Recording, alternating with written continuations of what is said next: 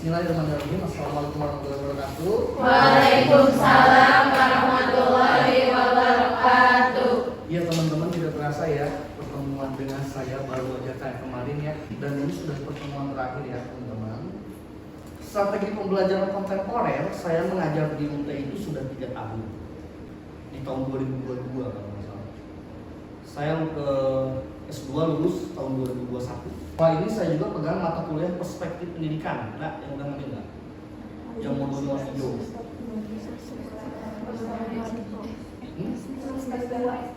Semester 2 udah ngambil.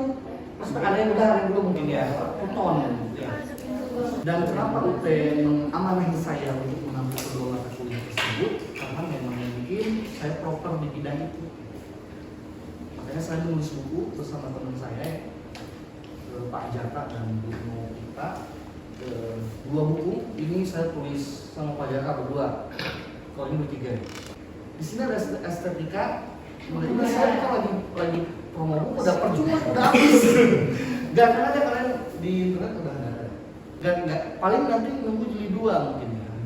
Edisi 2 mungkin. Ini ada estetika mengajar output dari strategi pembelajaran. Saya berpandangan bahwa strategi pembelajaran itu, pembelajaran efektif itu, menurut saya, ini subjektif ya, subjektif. Yang saya temukan itu dari estetika, dari seni bagaimana guru itu bisa menciptakan seni dalam mengajar. Estetika ini sifatnya itu lebih ke teknis, cara mengajar seperti apa, membuka bentuk pelajaran, kayak materi yang kita selama 8 itu mirip-mirip seperti itu, tapi memang dengan pembaharuan dan perspektif saya sendiri dan teman saya. Nah, kalau untuk yang ini itu lebih ke filosofi sejarah. Guru itu apa? Perkembangannya seperti apa gitu ya? Kurikulum zaman dahulu sampai sekarang. Itu lebih luasnya di sini. Dan paradigma pendidikan kita, ya Kang Salik dan teman-teman. Kalau misalkan Perancis ya, di buku ini dijelaskan di Perancis itu setelah revolusi Perancis yang rakyatnya itu memenggal kepala raja, itu pendidikan itu bertransformasi, tidak lagi feodalisme atau tidak lagi monarki karena raja sudah turun kan. Itu mempengaruhi itu. Nah di sana tuh tujuan pendidikannya ya menghargai perbedaan di Perancis.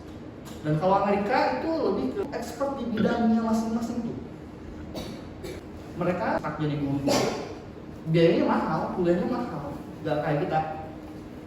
Mahal kuliah di sana tuh, di luar itu mahal. Tapi ya outputnya gak ada yang dituntut honor. Itu bedanya ya. Dan dituntut memang expert di bidang masing-masing, sesuai bidang ilmunya, multidisipliner. Misalkan seni jadi seniman, dokter jadi spesialis. Guru ya udah, guru di sana cuma sampai di sini kita aja banyak. Ada guru honor, guru P3K, guru PNS. Itu kan di dunia dosen juga sama. Ada dosen tetap, dosen honor, dosen tamu. Di dosen juga sama. Di grup jadi guru tetap, PTK, tapi itu kayak honor kan. Gak jadi PNS 1/3 kamu ya. Jadi memang ada kesenjangan yang berlapis-lapis di kita. Nah kalau di luar negeri itu jelas, guru ya guru, dosennya dosen. Nah di perspektif pendidikan itu lebih dijelaskan tentang hal yang seperti itu. Dan sejarah guru itu apa, dari era Nusantara. Kita ada 3 masa. Masa Majapahit itu yang era pertama itu era Nusantara. Terus masa kolonial, pemerintahan Belanda itu era Bumi Putra, dan saat ini pasca kemerdekaan reformasi. Dan di masa depan tadi juga ya, ditampilkan sama kelompok Pak Seli, Pak Parhijal. Menantangnya kan ya, masa depan seperti apa? Mungkin saya akan menavigasi teman-teman di sini. Kita keluar konteks dari mata kuliah saya, oke? Setuju, sepakat ya? Kita keluar konteks dari mata kuliah saya dan kita akan menavigasi bapak dan ibu itu sekarang kan menjadi seorang guru. Oke? Ya.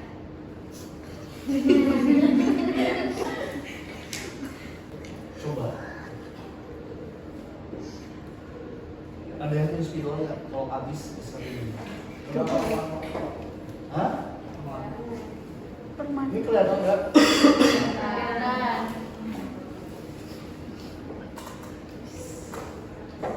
Tulisan saya kalau jelek mohon maaf. Kalau nggak gambar bisa Allah sok jago.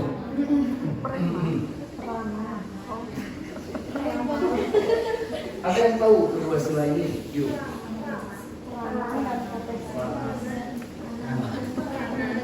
Yuk, ada yang tahu nggak? Angkat tangan. Boleh. Apapun itu. Tapi jangan buka ChatGPT. Boleh yuk. Sesuai kalian kan udah pada ngajar kebanyakan ya. Apa? Guru itu terbagi dalam dua fungsi. Guru sebagai peranan dan guru sebagai profesi. Ada yang tahu nggak? Pak, saya tahu peranannya aja. Boleh diterangkan. Saya tahu profesinya aja. Boleh. Ada yang tahu? Kalau pemahaman aku, kalau profesi itu lebih dia pekerjaannya. Tapi kalau peranan itu lebih kayak dia itu bisa mengubah seseorang dari pekerjaan itu. Jadi kayak misalnya siswa yang nggak tahu jadi tahu gitu. Itu fungsi gurunya. Iya, dari peranannya. Jadi profesi sama peranan itu berdampingan. Oke. Profesinya itu disebut nama pekerjaannya. Nah, dari pekerjaan itu ada perannya. Perannya ini merubah seseorang dari yang tidak tahu menjadi tahu. Oke, secara etimologi betul. Ada lagi? Peranan profesi apa? Oke. Peranan apa? Profesi apa? Ini kita navigasi kalian. S1 pendidikan akan mendapatkan akta 4, akta mengajar.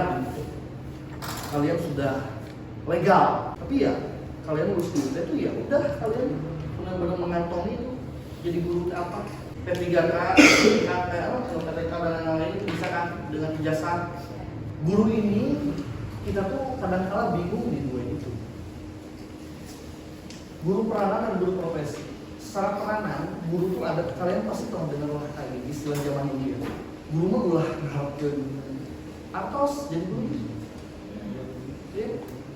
Bahkan ada kiai-kiai atau ulama-ulama ya mengatakan yang muslim semua, sorry yang muslim mengatakan bahwa mengajar itu kita tuh ada niatan nggak ke uang dengan ikhlas mengamalkan ilmu dan yang lain itu ada di peranan ya.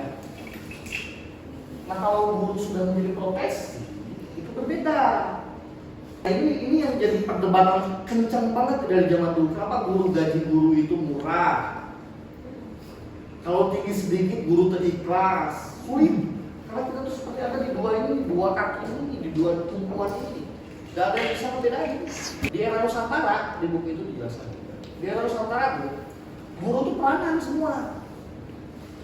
Zaman Hindu Buddha dulu, guru itu setara dengan kasta Brahmana.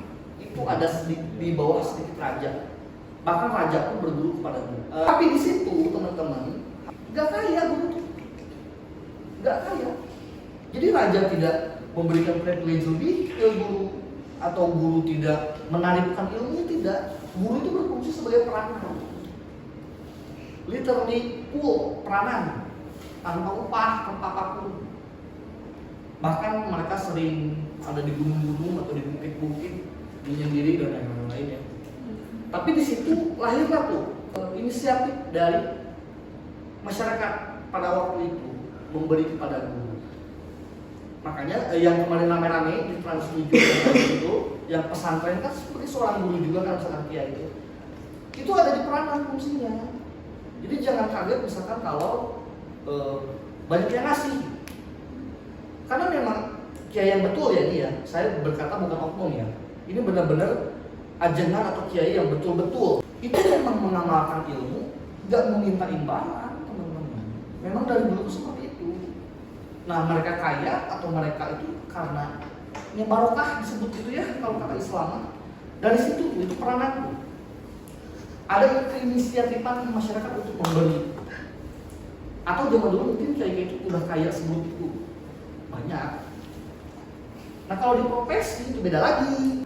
Kalian tuh udah bayar saya, Kalau saya ngajar tidak benar tuh kalian tuh bisa aja protes, nggak harus cium tangan, nggak harus cium kaki seperti di peranan ini nih. Yang sifatnya memang dogmatis, sifatnya memang sakral, mulia. Ini saya tidak mengatakan ya. Sakral, mulia itu di sini. Makanya paradigma masyarakat itu akan ke ulama, ke ajengan, ke kiai itu kan akan seperti itu. Maka memang sifatnya memang tetap. Nah, kalau ilmu pengetahuan saya ini kan berganti-ganti. Begitupun dengan pelakunya.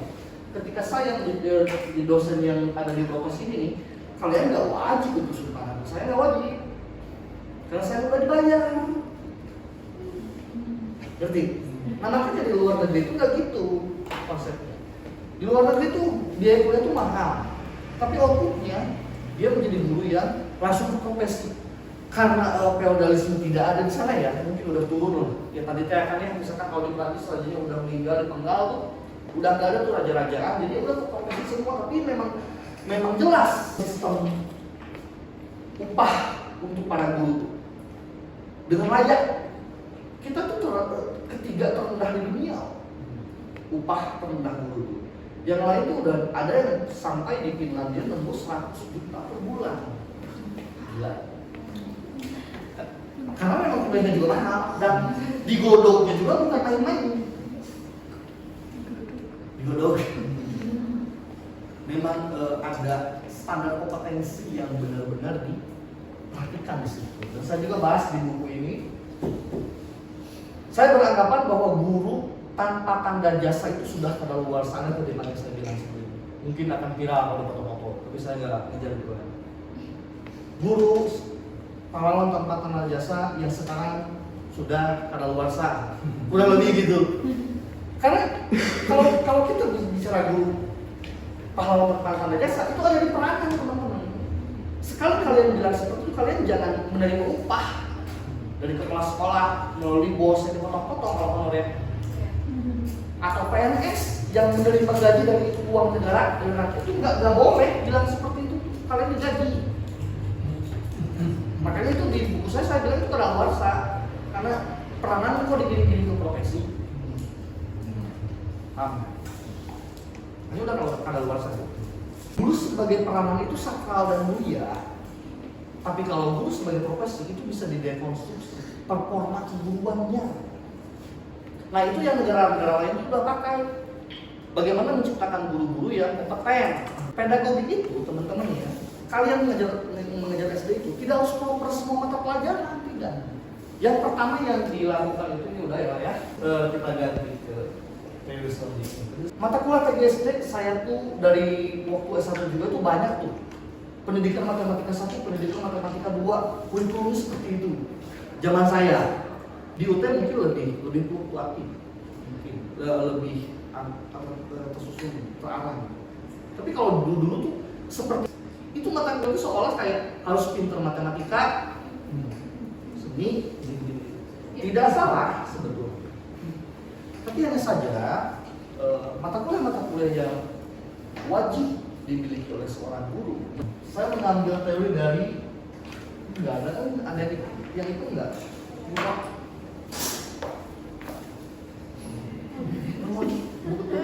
Ini ada soalnya sisi ayaan.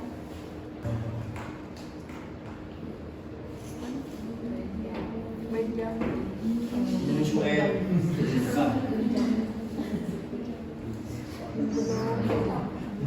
teori Bloom, tahu? Apa? Ini biar tahu apa? Teori Bloom apa? Ada 3 teori Bloom apa? Pembelajaran maksimal apa? Kognitif. Oke, kognitif. Afektif, psikomotor. Afektif. Psikomotor ya. Kepala ya, udah kalian bukan anak SD. Bisa ngerti kan ya? Ini teori Bloom ya. Bapak pendidikan kita yang jadwal saya kan membahas itu. perspektif filosofis pendidikan membangun paradigma berpikir dalam implementasi Merdeka Belajar 2024 tuh terbitnya. Saya nulis itu dari November, beres Januari, cuma 2 bulan 2 buku. Tapi ini setnya lama, lumayan. Nah di sini memang saya tuh ngambil filosofi pendidikan yang khas kita. Kalau Amerika punya liberalnya, Cina punya etos kerjanya, atau negeri imitatif, negeri yang meniru. Meskipun murah, makanya kalau dulu kalian Cina itu kan usahanya tuh dimulai penggaris, mainan semua tuh made in Cina ya. Itu yang mereka lakukan yang sekarang jadi besar adalah itu dengan melakukan itu. Nah, kita tuh ada loh karakter pendidikan itu. Kita tuh punya loh. Kadang mungkin kita nggak sadar itu. Menurut Bloom, ini ranah pedagogik, guru harus tahu, harus paham ketika mengajar. Nah,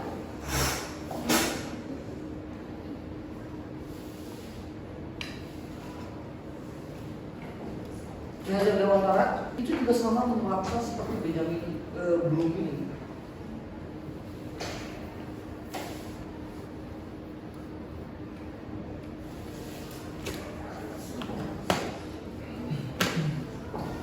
Cipta rasa karsa, ini terminologi Jawa. Ya, Ingarso Sungtudo, Ingarso Manungkarso, kemudian Anda. Dan itu kita pakai itu sebagai slogan dari zaman lampau. Menteri Pendidikan pertama itu Ki Hajar Dewantara. Waktu era kolonial tuh dia mendirikan taman siswa. Belajar itu kayak apa? Sebagai pisau analisanya ya, belajar di luar negeri untuk menelaah bahwa ternyata Indonesia itu punya karakteristik tersendiri dalam belajar. Agak berbeda dari Amerika, benua Eropa atau Asia yang lain, Afrika atau Asia yang lain itu agak berbeda. Nah ini itu sama sebetulnya teman-teman sama kognitif itu melibatkan apa? Pikiran. Intelektual, kecerdasan. Kalau di Ki Hajar itu namanya cipta, berarti ini ya berkaitan-kaitan aja ya. Semuanya itu saling berkesinambungan gitu ya teman-teman. Nah, di zaman dulu teman-teman nih, afektif itu tuh udah nomor 1. Tadi kan saya udah bilang sifatnya selai zaman dulu hanya jadinya sieun guru kumaha gitu kan. Ya udahlah, udah salah juga udah tahu perbedaan ini. Sekarang saya nggak akan menjelaskan lebih panjang lebar ini. Nah dulu tuh ini udah kuat, ini dua yang mungkin belum kuat. Nah zaman saat ini teman-teman, ini yang terlalu kuat, ini kurang. Dana ini mungkin nggak ada. Karena udah serba digital semua. Di masa depan mungkin ini akan menjalar di sini. Kita tidak harus bergerak, tidak harus apa, robotik, VR, virtual reality. Kenapa kamu jumlah populasi dunia, manusia di dunia itu semakin berkembang, semakin berkurang. Dan itu pembahasannya lain. Jadi intinya kemampuan ini menganalisis ini. Ya, bagaimana cara kita? Kalau misalkan dulu ini kurang nih, ini kurang, ini overload gitu ya. Dulu tuh ke guru sekolah juga, guru yang profesi juga, itu gini jalan tuh. Saking sopannya jadinya anak-anak zaman dulu. Padahal guru profesi kita mahasiswa digaji. Budi Utomo, Soekarno, itu kan guru juga. Tapi mereka kayak gini. Sekarang kan enggak. Ada perbedaan gitu ya. Mana ke kiai, mana ke guru biasa. Ini juga yang menyebabkan orang-orang tua itu berani melawan guru itu karena di profesi. Karena mereka dokter, karena mereka polisi, karena mereka pilot. Makanya berani karena sama. Malah kita ngobrol-ngobrol mau gaji gede sama mau disumpahin ini. Tapi ya saya mendukung justru harus bukan kita maju ke AI itu udah ya. Kritikan-kritikan yang kalian tulis ke saya itu terkait estimasi waktu teman-teman. Jadi waktunya itu belum nggak cukup. Kita tuh harus pakai SKS. Ya,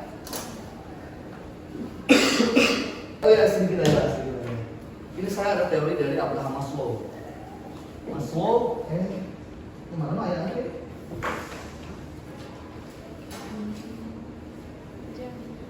Maslow tentang hierarki kehidupan. Aduh saya punya. Asik. Akhirnya saya kembangkan sedikit. Saya kembangkan teori Maslow ini, Abraham Maslow, tentang hierarki kehidupan, dan saya akan komparasi dengan budaya kita yang asing. Seperti tadi, Benjamin dan Bloom dan Ki Hajar Dewantara itu kan mirip tuh. Pemerintah suka monolit. Nah, di teori ini makanya kalian nggak akan pernah menemukan ini di Google atau di apa, karena adanya cuma di sini. Itu ada eksklusifitasan yang kalian bisa melakukan AI. Memantik kalian untuk bisa menjadi guru yang seperti itu. Biar anak-anak itu tidak akan ada yang bisa mencari bahan di luar gitu. Gak akan ada lagi Pak Ajhar di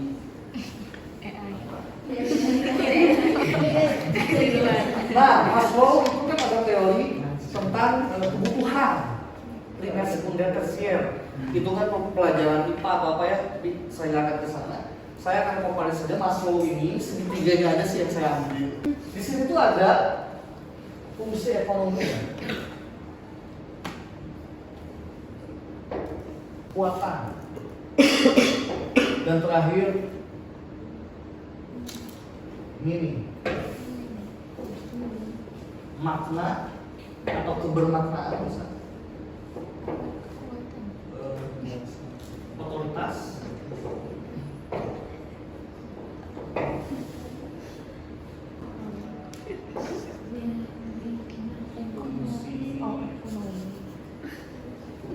Itu bukan makna. tahu nggak istilah cangkul, pedang, dan keris? Ada yang tahu? Sedikit. Saya akan tahu bentuknya cangkul. Tahu ya. Fungsinya cangkul?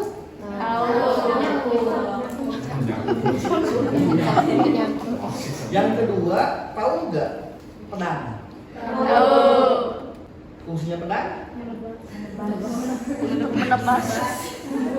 Dan terakhir itu ada keris Keris. atau di kita mungkin ujang. Ujang. Tahu? Tahu. Fungsinya untuk? Tahu.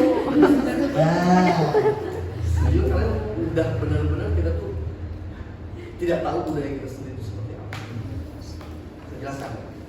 Ini kalau di Maslow, kalau di Jawa tuh ya kita bisa ke sini nih, masuk tuh kebermaknaan, otoritas, dan fungsi kebutuhan gitu ya. Di sini ada cangkul, keris.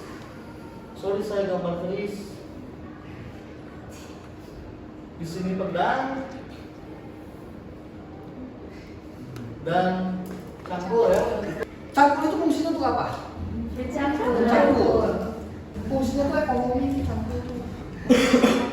Lagi nyangkul dulu, mau itu jadi DPR sekalipun ya nyangkul dulu. Pendidikan kita tuh kan ke uang. Saya kan ke sini nih, ke ekonomi. Kebutuhan primer kita buat hidup, gitu ya. Itu mencari uang, gitu ya. Nah itu di sini nih. Nah ini di kedua tuh ada pedang, kekuatan, power, apa tuh? Itu analoginya tuh pemerintahan kita, atau bisa disebut orang yang ada otoritas akan hal itu, gitu. Dan seorang yang profesional itu juga masuk ke sini. Di sini tuh bisa dibilang, kenapa ini saya bikin segitiga? Karena yang bawah itu lebih banyak, sedangkan yang atas itu lebih sedikit. Ini saya bilang bukan tanpa merendahkan gitu. Mungkin orang-orang tua kita zaman dahulu atau sampai sekarang gitu, mungkin kebanyakannya malah itu ada di paling bawah tuh. Mereka bukan gelar sarjana, mereka mungkin cuma lulusan SMA, gitu ya. Ya fungsinya untuk apa, yang mencari uang buat kalian kuliah, gitu ya. Itu ada di paling bawah nyangkul. Nah kalian, kita ke navigasi lagi, kalian itu ada di mana sekarang? Sekarang apa lagi kerja juga sambil kuliah, ya berarti OTW kalian sudah di sini. Gitu ya. Karena kalau kita ibarat anak-anak didik atau kalian lulus SMA tuh ada di sini nih. Orang tua tuh di sini sambil ngadep-ngadep, aduh si Gelis, si Neng, si Abi. Tong jika Abi petani misalkan, tong jika Abi sambil asongan, hayang sekolah ngaluhur, gedung gelar sarjana gitu kan, di orang itu atau di Komodo Batu berbagai karena orang tua tuh ingin kesini kita. Oke? Ada lagi yang disebut meaning itu makna. Nah ini yang sedikit sekali orang ada di sini. Ini tuh ya orang yang sudah bisa mensetir hidup kita. Ustaz, kiai aja terus tokoh-tokoh ya ulama, bahkan mungkin wali. Kalau kalian punya pedang, kalian itu otomatis punya cangkul. Iya. Karena di pemerintah DPR kita ya yang otoritas ya, itu kan memang mengabdi untuk kita gitu. Dia tuh punya pedang loh. Dan sekaligus punya cangkul juga gaji negara gede.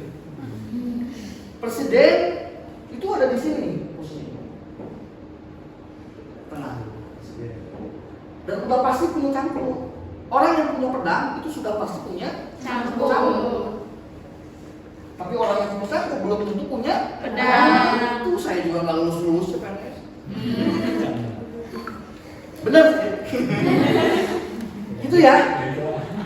Nah, tapi kalau orang yang udah punya keris, itu udah punya semuanya. Bahkan ada orang tua dia yang tadi tuh, ya Allah doaku ya abis kasih kanseling atau jadi aja kandung. Gitu.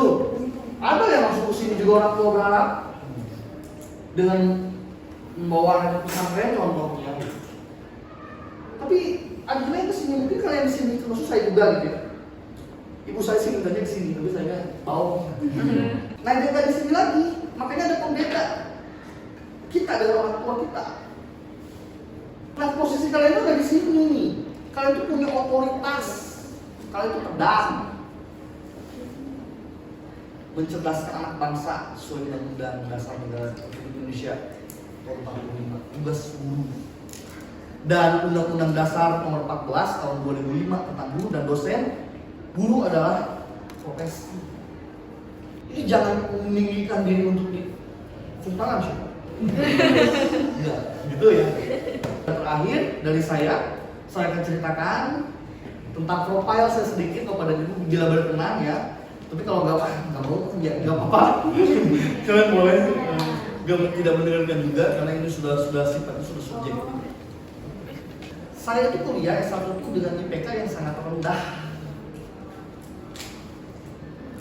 2,69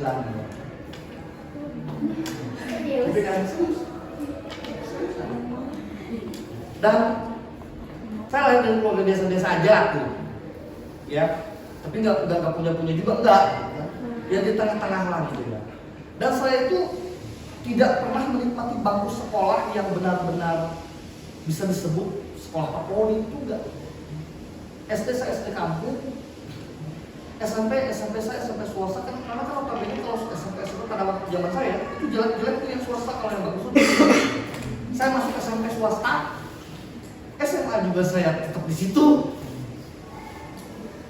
Terus saya nggak langsung kuliah, pernah gitu. Dan saya juga pernah ada harapan pengen jadi seperti ini sekarang. Dulu tuh saya tuh bukan orang yang jadi itu percaya. Jadi gini ya, poinnya. Cita-cita saya itu bukan jadi seorang guru atau jadi seorang dosen, tidak, teman-teman, tidak. Cita-cita saya itu mungkin mirip sama B.J. Habibie. B.J. Habibie itu pengen punya pesan. Emang cita-cita B.J. Habibie apa ya? Ada yang tahu nggak? Cita-cita Habibie apa? Bukan jadi presiden nomor 3 ya? Bukan jadi presiden nomor 3, bukan jadi dia itu pengen jadi menteri, bukan juga dia pengen lulus dari ancient di Jerman, bukan. Sederhana cita-cita Habibie itu ingin mengantarkan bapak dan ibu itu lebaran dari Pare-Pare ke Jawa, makanya dia pengen buat pesawat. Itu cita-citanya. Dan toolsnya adalah belajar untuk bikin itu. belajar untuk merelasi seperti itu. Nah saya itu terbilang mirip seperti itu. Saya itu mempunyai teori yang namanya cinta. Kalau dulu saya waktu di Kudus itu namanya itu pakai bel. Nanti kita akan bahas lagi apa teori yang kita akan bikin apa itu namanya. Saya itu punya motif untuk melakukan sesuatu. Ketika saya kecil dan saya termarginalkan dalam tanda petik gitu ya, di lingkungan yang barbar banget teman-teman, di situ terkenal masyarakat itu bahkan mirasi juga sampai mati semua tuh teman-teman saya banyak. Dan saya itu ada di paling bawah, bisa disebut benar-benar di negara beling sebenarnya. Orang yang benar-benar merangkak dari bawah, saya tahu gimana situasi di situ. Nah itu yang membuat saya terpancing untuk bergerak tuh. Sama kalau ketika sama seperti Pak Habibie yang dia risau tuh. Saya tuh suka banget sama pesawat, tapi pesawat itu jahat. Dia tuh suka nembak kita, papi. Ya kalau gitu kamu jangan buat pesawat tempur. Kamu buat pesawat yang bisa mengantarkan papi, mami, itu bisa ketemu dengan nenek kakek di kampung. Toolsnya, itu motivasi dari seorang ayah. Dan motivasi saya dari seorang ibu. Ibu saya itu sebetulnya dia bukan sarjana, bahkan lulusan SD, dan sebenarnya dia juga nggak motivasi saya, tapi saya melihat dengan perilaku dia. Gitu. Dan di sana saya bangkit dan goal saya ketika SMP ya, SMP sih. Di SMP yang termarginalkan itu saya tuh oke, saya harus menjadi sesuatu. Loh. Dulu mah karena sering lihat TV gitu-gitu kan, anak-anak bocil jadi diri belum terbentuk. Saya ingin menjadi pemain musik dulu. Itu tuh apa yang saya lakukan? Saya merangkak dari yang lingkungan seperti itu. Saya cari teman. Dia sampai saya yang bisa gitar, bisa apa, saya kumpulkan, saya buat bikin lagu dari SMA. Saya rekaman, saya pernah ke Jakarta sama lagu saya sendiri. Bener. Jadi saya tuh saking seriusnya SMP itu saya tuh cuma cari temen yang mau ke Jakarta buat ke label. Waktu itu saya mengandalkan warnet tahun 2007-2008 kalau nggak salah. Warnet itu untuk mencari alamat kayak Musika Studio ya kayak gitu. Poinnya saja ya. Mungkin saya tidak selinier Habibie karena sebetulnya Habibie juga nggak linier. Dia tuh jadi presiden nomor 3. Gitu kan. Nah mungkin saya juga jadi dosen itu ya itu kado dari Allah ke saya itu. Oh saya tuh harus kuliah, ke guru tuh saya berontak-ontak, lalu saya gondrong, saya nggak mau, makanya ketika saya 6,9 itu ada alasannya. Saya nggak pernah ikut mata pelajaran, saya benar-benar anti dosen waktu itu. Hidup tuh keras di luar tuh, tapi itu juga tuh saya tuh terganti lagi. Sempet loh, kakak-kakaknya juga begitu. Saya pernah punya cita-cita jadi presiden, ada. Oh iya, karena brengsek nih, jadi udah ke musik. Kedua, sampai di umur saat ini gitu, ya kemarin lah. Oh saya mengerti bahwa di pendidikan mungkin saya akan bisa. Ya teman-teman ya, saya ingin kalian itu lebih dari saya. Jangan ngomong yang jelek-jelek. Itu saja. Assalamualaikum warahmatullahi wabarakatuh. Waalaikumsalam warahmatullahi wabarakatuh.